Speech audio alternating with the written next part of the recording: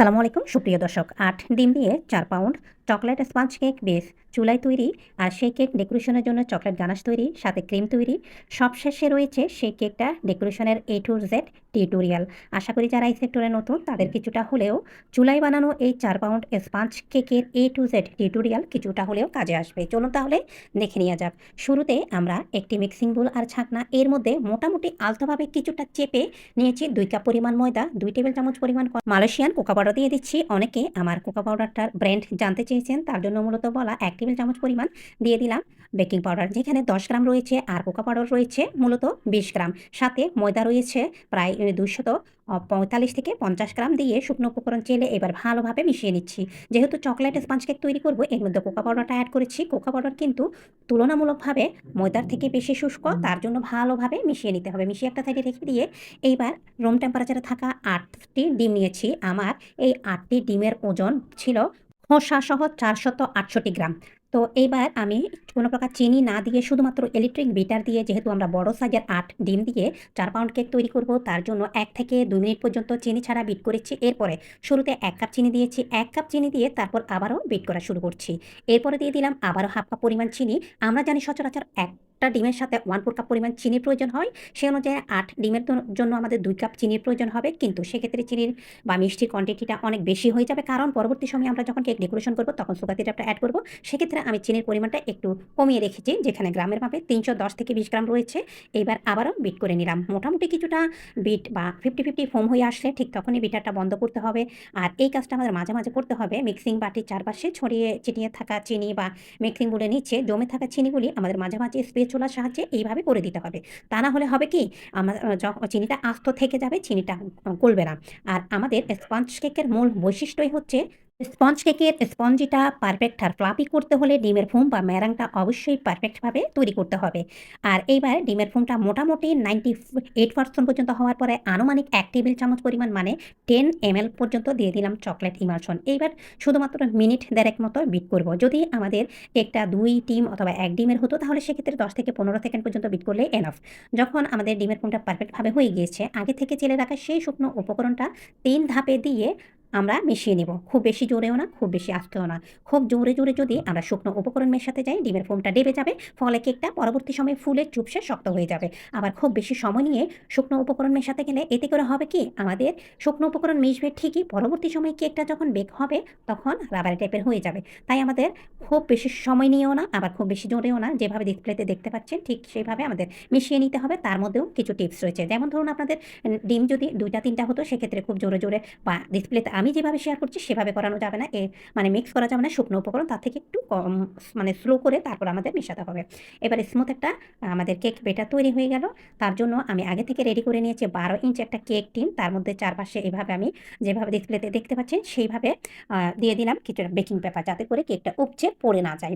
যেহেতু আমাদের কেক টিনটা তুলনামূলক একটু ছোট, তো হাইটের দিকে, সেজন্য। তো এবার আমি আগে থেকে সবসময় যেভাবে রেডি করে রাখি আমার হাঁড়িতে, যে হাঁড়িতে আমি কেক বেক করি, হাঁড়িটা প্রিহিট করেছি ১০ মিনিট। ওভেন অথবা হাঁড়ি যেখানেই বেক করুন না কেন অবশ্যই আমাদের প্রিহিট করে নিতে হবে। ১০ মিনিট প্রিহিট করে এর মধ্যে দিয়ে দিলাম কেক টিনের জন্য স্ট্যান্ডটা, দিয়ে কেক টিন ব্যাটার সহ বসিয়ে দিয়ে ৪৫ থেকে ৫০ মিনিট মিডিয়াম টু লো জাল বা আঁচের মাঝামাঝি বেক করে নিয়েছি। এই তো আমি কেকটা তৈরি করেছিলাম রাতের দিকে। তো এবার আমি কেকটা নামিয়ে এই অবস্থায় রেখে দেব, সম্পূর্ণ ঠান্ডা হোক। আর আমরা কেকটা ডেকোরেশন করব পরের দিন সকালবেলা।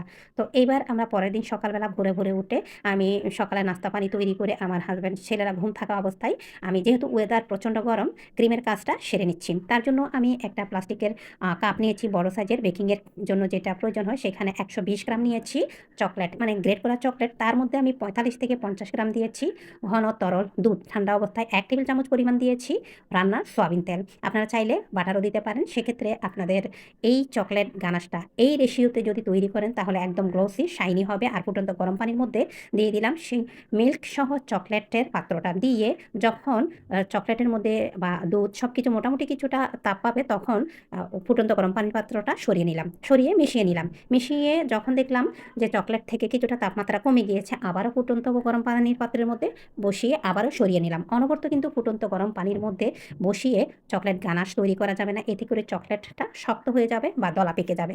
অনবরত এইভাবে নাড়তে হবে। আবারও যখন চকলেট থেকে কিছুটা গরম তাপমাত্রা কমে যাবে, আবারও ফুটন্ত পানির মধ্যে কিছু সময় বসিয়ে সরিয়ে নিতে হবে। এইভাবে করে চকলেট গানাশটা আমাদের তৈরি করতে হবে। আলহামদুলিল্লাহ একদম পারফেক্ট গ্লসি শাইনি একটা চকলেট গানাশ হয়েছে। আপনারা অবশ্যই চকলেটটা গ্রেটারের সাহায্যে গ্রেট করে নেবেন। এতে করে খুব দ্রুত দেখা যাবে চকলেটটা মেল্ট হয়ে যাবে। একদম স্মুথ শাইনি, কোনো প্রকার আস্ত চকলেট নেই। চাইলে চকলেট গানাশটা পরবর্তী সময়ে আপনারা গড়িয়ে নিতে পারেন। দেখতে ঠিক এরকম হয়েছে গ্লসি শাইনি। লিকুইড দুধ দিয়ে এই চকলেট গানাশটা তৈরি করে পার্সোনালি আমার অনেক বেশি ভালো লাগে। চকলেট গানাশ একটা সাইডে রেখে দিয়ে এইবার আমরা ক্রিমটা তৈরি করে নেব। যেহেতু আমরা 4 পাউন্ড কেক ডেকোরেশন করব, উপরে অতিরিক্ত খুব বেশি ভারী কাজ নেই। আর তুলনামূলকভাবে এখন ক্রিমের ভলিউম কোয়ান্টিটি একেবারে লো, মানে ফ্লাফিনেসটা কম হয় ও আগের তুলনায়। তার জন্য আমি 2.5 কাপ পরিমাণ এখন ক্রিম নিচ্ছি। আর আগের দিনের কিছু ক্রিম ছিল সেই জায়গা থেকে আমি ফুল রেডি করে রেখেছি। সেক্ষেত্রে যেহেতু কেক ডেকোরেশন করব বা আমার অর্ডার আছে, তাই আগে থেকে সমস্ত প্রিপারেশন রেডি করে রেখেছি। আর ডিপ ফ্রিজ থেকে ক্রিমটা বের করে রেখেছি প্রায় 30 থেকে 35 মিনিট পরে। যখন দেখা গেল ক্রিমটা কিছুটা বরফ সেমি বরফ অবস্থায় ছিল, মানে বরফ ঠান্ডা অবস্থায়, তখন 2.5 কাপ পর্যন্ত ক্রিম নিয়েছি। তো দিয়ে ইলেকট্রিক বিটারটা মিডিয়াম টু হাই স্পিডে দিয়ে 2 থেকে 3 মিনিটের মধ্যে আমাদের ক্রিমটা আলহামদুলিল্লাহ পারফেক্টভাবে বিট হয়ে গিয়েছে। যখন 85% পর্যন্ত বিট হবে, তখন আমি এখান থেকে কিছুটা ক্রিম সরিয়ে রাখবো। তো এবার আমি বিট করে নিচ্ছি যেমনটি আপনারা ডিসপ্লেতে দেখছেন। আর বিট করতে করতে একটা সময় যখন ভাঁজের সৃষ্টি হবে, বুঝতে হবে আমাদের ক্রিমটা আলহামদুলিল্লাহ একদম পারফেক্টভাবে রেডি। অনেকে ক্রিম তৈরি করার টেকনিকটা বোঝেন না। এই যে যখন উপরে স্প্যাচুলা দিয়ে টানবেন, বুঝতে হবে আমাদের ক্রিমটা একদম পারফেক্ট স্মুথ আসবে, কোনো প্রকার দানাদার না। একজন আপু কমেন্ট করেছেন, আপু বাতাসের মধ্যে কি কেক ডেকোরেশন করা যাবে? আসলে বাতাসের মধ্যে কেক ডেকোরেশন করলে অনেক সময় ক্রিমটাই শক্ত হয়ে যায়। তার জন্য আসলে বাতাসের মধ্যেও করা পসিবল না। কেক ডেকোরেশনের কাজটা অনেক সেনসিটিভ একটা কাজ। তো সেজন্য অনেক টেকনিকের উপর কাজটা করতে হয়। আসলে এই কাজগুলো প্র্যাকটিসের সাথে সাথে কিছু টিপস বা টেকনিকও জানার একটা বিষয় আছে। তো আমি কিছুটা ক্রিম সরিয়ে রাখছি, তো প্রয়োজন অনুসারে ব্যবহার করব। এই যে সরিয়ে রাখা ক্রিম নিচ্ছি, ক্রিমগুলো কিন্তু আমি পাশে রেখে দেবো না। কারণ হচ্ছে কি, যেহেতু ওয়েদারটা খুবই গরম, তারপরেও আমি চিন্তা ভাবনা করে সবসময় ক্রিমের কাজটা ভোরে ভোরে বা কেক ডেকোরেশনের কাজটা ভোরবেলা থেকেই, যাতে করে রোদের প্রখরতা বাড়ার আগেই কিন্তু আমি সেরে নেওয়ার চেষ্টা করি। সেই ক্রিমগুলি নরমাল ফ্রিজে রেখে দিয়েছি। সেই ক্রিমগুলি পাশে রেখে আমি কাজ করতে পারবো না। কারণ হচ্ছে এই যে এখন আমি চকলেট গানাশ দিয়ে ক্রিম তৈরি করলাম, সেক্ষেত্রে ওই যে মিক্সিং বলে নেওয়া ক্রিমগুলো নরম হতে শুরু করবে। ফলে পরবর্তী সময়ে সেই ক্রিম দিয়ে না ফুল করতে পারবো, না কেক ডেকোরেশন করতে পারবো, শুধুমাত্র লেয়ারে দিতে পারবো। কথা বলতে বলতে আমি চকলেট ইমালশন দিয়ে দিলাম 1 টিস্পুন পরিমাণ। চকলেট ইমালশন দেওয়ার পরে আমি আর মাত্র 30 থেকে 40 সেকেন্ড পর্যন্ত বিট করেছি। মোটামুটি A to Z 95% পর্যন্ত বিট করার পরে ক্রিমটা আমি নরমাল ফ্রিজে রেখে দেবো। এতে করে দেখা যাবে ক্রিমটা বাকি 100% পর্যন্ত স্টিপিক হয়ে যাবে। বিটারের সাহায্যে 100% পর্যন্ত স্টিপিক করে নরমাল ফ্রিজে রাখলে পরবর্তী সময়ে কেক ডেকোরেশন করা যাবে না। দেখা যাবে ক্রিমটা টাইট হয়ে যাবে বা ওভারবিট হয়ে যাবে, ফাটা ফাটা হয়ে যাবে, ছিদ্র ছিদ্র হয়ে যাবে। ফলে সে ক্রিম দিয়ে কাজ করা যাবে না। তো কথা বলতে বলতে এখন আমরা আমাদের তৈরি করা সেই কেকটা অফ স্ক্রিনে 2টা লেয়ার করে নিয়েছি। সাথে কেকটা ডিমোল্টও করলাম, সেটাও শেয়ার করলাম। এবার 14 ইঞ্চি একটি বোর্ড নিয়েছি। আমার কেক টিন ছিল 12 ইঞ্চ। তাই বোর্ড ছিল আরও 2 ইঞ্চ বড়, মানে 14 ইঞ্চ। তো বোর্ডের মধ্যে কিছুটা ক্রিম দিয়ে দিলাম, যাতে করে কেকটা ডেলিভারির সময় জায়গা থেকে সরে না আসে। আর লেয়ারগুলি মোটামুটি কিছুটা হালকা মোটা হয়েছে। প্রথম লেয়ারটা দিয়ে সুগার সিরাপ দিয়ে দিলাম। সুগার সিরাপ দিয়ে এবার দিয়ে দিচ্ছি ক্রিম। ক্রিমটা চারপাশে যতটা সম্ভব সমানভাবে অ্যাপ্লাই করতে হবে। যদি ক্রিম কোথাও উঁচু বা নিচু বেশি কম হয়, সেক্ষেত্রে দ্বিতীয় লেয়ারটা যখন আমরা উপরে দেবো আর কেক ডেকোরেশন করবো, সেক্ষেত্রে কেকটা পরবর্তী সময়ে ডেকোরেশনের পরে দেখা যাবে কোথাও উঁচু অথবা কোথাও নিচু হয়েছে। যেহেতু আমাদের কেকটা মোটামুটি মাশাআল্লাহ করে কিছুটা ফ্লাপি, খুব মানে স্পঞ্জি বেশি হয়েছে হাইটের দিক দিয়ে, তাই 2টা লেয়ার করেছি। 3টা লেয়ার করতে গেলে দেখা যাবে 5 পাউন্ড ক্রস হয়ে যাবে। 4 পাউন্ড প্লাস হয়েছে আমাদের কেকটা ডেকোরেশনের পরে। তার জন্য 2টা লেয়ার করে মাঝখানে প্রথম লেয়ারে ক্রিমের পরিমাণটা একটু আমি মোটামুটি বেশি করে দিয়েছি। এর কারণ হচ্ছে কি, যেহেতু 2টা লেয়ার করেছি আর তুলনামূলকভাবে লেয়ারগুলি একটু মোটা, তার জন্য ভেতরে লেয়ারে মোটামুটি আমি ক্রিমটা এমনভাবে দিয়েছি কেকটা খাওয়ার সময় যাতে করে প্রতিটা বাইটে স্পঞ্জ আর ক্রিমের কম্বিনেশনটা পারফেক্ট থাকে আর খেতে ভালো লাগে। আর এইবার আমি দ্বিতীয় লেয়ার আর সুগার সিরাপটাও দিয়েছি। সেমভাবে কিছুটা ক্রিম দিয়ে ক্রাম কোটিং করব। এরপরে নর্মাল ফ্রিজে 10 মিনিট রেখে দেবো। 10 মিনিট নর্মাল ফ্রিজে রেখে ফ্রিজ থেকে বের করে অফ স্ক্রিনে পুরো বোর্ড আমি মুছে নিয়েছি। এইবার বর্ডার আমরা ক্রিমটা দিয়ে দিচ্ছি। যদি আমরা কেকটা 3টা লেয়ার করতাম, সেক্ষেত্রে কেকটা পরবর্তী সময়ে 5 পাউন্ড ক্রস হতো। এমনিতেও প্রায় 4.5 পাউন্ডের থেকে কিছুটা কম হয়েছে, 4 পাউন্ডের থেকে অনেক বেশি হয়েছে। কেক যখন ডেকোরেশন করছিলাম, তখন আমার একজন family member plus regular client বা কাস্টমার এসে বলছিল কেকটা দেখতে একদমই ৬ পাউন্ড ৬.৫ পাউন্ডের মতো লাগছে। হাইটটা মাশাআল্লাহ অনেক বেশি ভালো লাগছিল। যেহেতু আমার ফ্রিজে স্পেস কম, তো ১৬ ইঞ্চ ছাড়া বোর্ড এর থেকে বড় যাবে না। চাইলে ১৬ ইঞ্চ বোর্ডও দেওয়া যেতে পারে। কিন্তু সেক্ষেত্রে যেহেতু বাজেট ফ্রেন্ডলি একটা কেক, তো তার জন্য আমার আসলে বোর্ড, বক্স সবকিছুর প্রাইসটা নির্ধারণ বা মাথায় রেখে কেকটা ডেকোরেশন করতে হয়। বোর্ড, বক্স দিতে হয়। সবকিছু মাথায় রেখে কেক ডেকোরেশন করতে হয়। তো বর্ডারে পর্যাপ্ত পরিমাণ ক্রিম দিয়ে ব্রেড নাইফ দিয়ে যতটা সম্ভব একটা ঝিকঝাক ডিজাইন আনার ট্রাই করেছি। পাশাপাশি অতিরিক্ত ক্রিমটা সরিয়ে নেওয়ার চেষ্টা করেছি। আর উপরে চারপাশে সমানভাবে ক্রিমটা যতটা সম্ভব এপ্লাই করে দিচ্ছি।